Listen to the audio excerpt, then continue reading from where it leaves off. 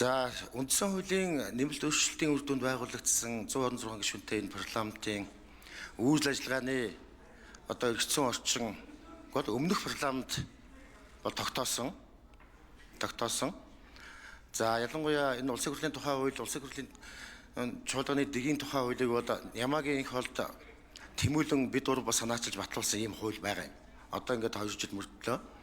За энэ үед бас мэдээж одоо 126 гишүүнтэй анхны парламент бий болох гэж байгаа учраас энэ үйл ажиллагааных нь эргэцсэн үндсийг хэрхэн яаж тогтоох вэ? Хуралдааны дэг нь ямар байх вэ?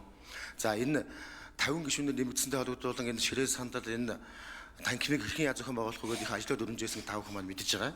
За энэ 50 ширээ сандлыг чинь одоо Лаос руу би бас өөрөө бичлэн айлчилж ийж одоо бэлгэнд авчирч чинь ширээ сандлуудыг ингээд төгчөөж багтааж одоо байсан одоо саяхан байна. За ингээд үйл ажиллагааны үндсийг бол ингээд тогтооцсон юм байна. Айгуу сайн хууль болсон болов уу гэж боддог. Сая 2 жилийн хугацаанд бол одоо их хурлын үйл ажиллагаа хэвийн сайн явагдлаа. Гэхдээ улсын хурл өөрийнхөө эрхцэн байдал үйл ажиллагааныхаа үндэс одоо энэ дэгээ бол өөртөө тогтоох хэрэгтэй учраас илүү болсонгүй болгоод ингээд явах зүйтэй гэдгийг агуулгаад би дэмжиж байгаа. За энэ бол ингээд цаашаа явах зүйтэй хаа гэж бодож байна. За энэ дээр яг хэд хэдэн зөвлөд байна. Ер нь байнгын орнуудынхаа тоог дэмжиж байгаа юм байна. Тэд одоо цөлж байгаа юм байна. За 11 байнгын хороо гэдэг хотын төсөлтөр байна. Энэ дээр харин би нэг зүйлийг санал хэлье гэж бодоод байна. Энэ эдийн засгийн байнгын хороо гэдэг их том одоо асуудлуудтай байнгын хороо эрхлэх асуудал нь.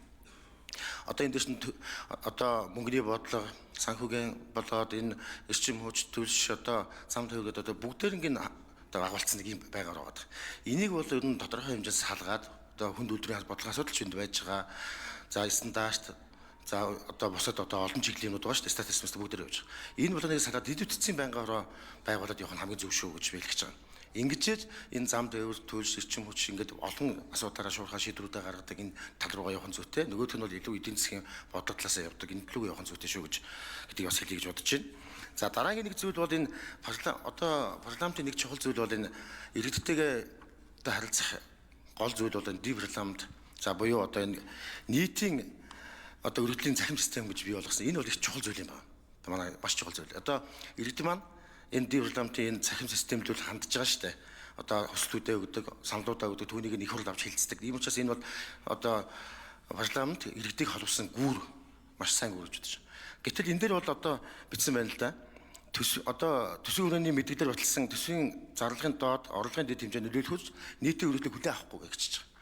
Гэтэл одоо иргэд ямар асуудал тавьдаг вэ гэхээр ихэнх нь нийгмийн даатгал, тэтгэврт тэтгэмж, татвар үдштэй холбоотой асуудлыг гол нь тавьж байгаа шүү дээ. Энийг авахгүйгээд тааж чаж одоо цаана юу ирэх те.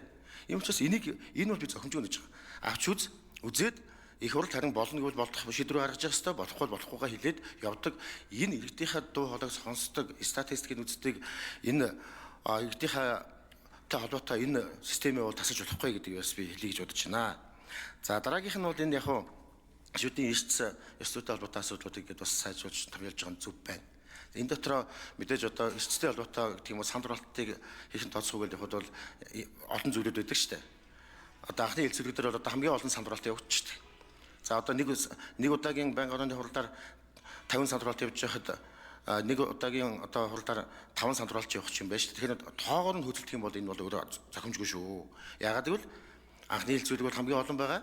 За эцсийн хэлцүүлэг гэдэг юм уу дараагийн хэлцүүлгүүд бол ингээд цөөхөн байтараа шүү дээ. Тэгэхээр энийгээ бид та нар бас сайн тооцож хийх зүйтэй байх гэж бодож байна. За их хурлын тамгын газар дэргэд байсан энэ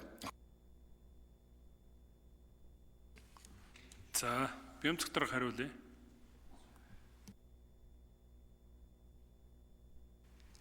Тийм ээ. Мөнхбаатар гишүүн хэлж байгаа эдийн засгийн байнгаараа үнэхээр олон асуудалтай, үнэхээр том тэгээ хилцэж байгаа асуудлуудаа ерөөсө 7 хоногтой хилцүүлж дуустдаггүй ачаалттай хамгийн өндөр ачаалттай ажилтдаг байнгын ороо. Тийм ч үүднээс эдийн засгийн байнгын орооны одоо эрхлэх асуудал хариуцах чиг үүргүүдийг үндсэндээ 3 одоо хувааж байгаа. Эдийн засгийн байнгын ороон дээр эдийн засгийн асуудал, таны ярьж байгаа дэд үтсийн асуудал, хүнд үйлдвэрийн бодлого. Хүнс хөдөө аж ахуй хөнгөн үйлдвэрийн асуудлуудын тусдан салгаад хүнс хөдөө аж ахуй хөнгөн үйлдвэрийн байнгын ороо шилжүүлж байгаа. Байгаль орчин ногоон хөгжлийн асуудлаа тусад нь яг дагнсан байнгаар олж байгаа. За дээрэс нь одоо инновацтай холбоотой асуудлуудыг эдийн засгийн байнгын ороос салгаад цахим бодлого инноваци асуудлуудаа ишигээ ингэж ангилж ойрлж өгч байгаа. Иймэрхүү байдлаар үндсэндээ эдийн засгийн байнгын орооны одоо их том данхаар одоо бүтцийг маш олон чиг үүргүүдийг ингэж илүү одоо маневрлаж гурван байнгын ороонд чиг үүргүүдийн салгаснараа эдийн засгийн байнгын ороо илүү үндсэн асуудал руу анхаарах юм боломж өртдөг. Үйлдвэржилтийн байнгын ороо байгуулчвал зүгээр их шүүд яриад их. Урд нь үйлдвэржилтийн байнгын ороо бид байгуулж үтсэн. 2 удаа байгуулж үтсэн. Манай сайн хүн Ганбаатар гишүүн ахалж байсан. Дараад нь манай гишүүн басан одоо Өвөр ханган Гамболд гишүүн ахалж байсан.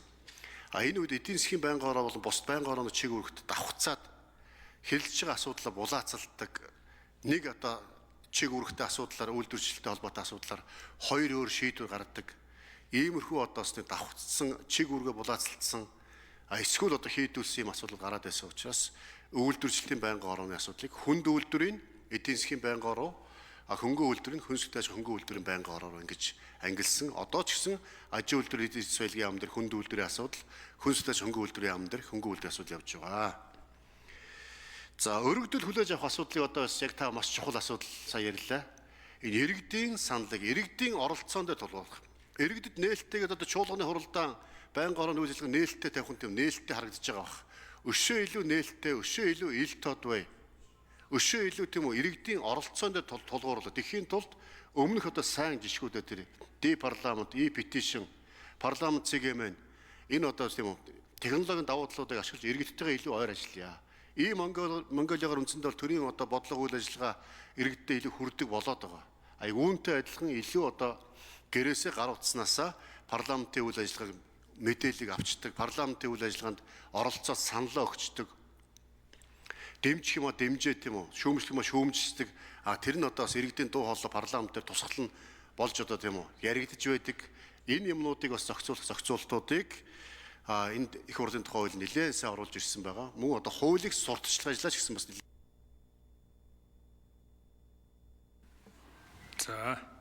За Батбаатар гишүүн асуулт асууна.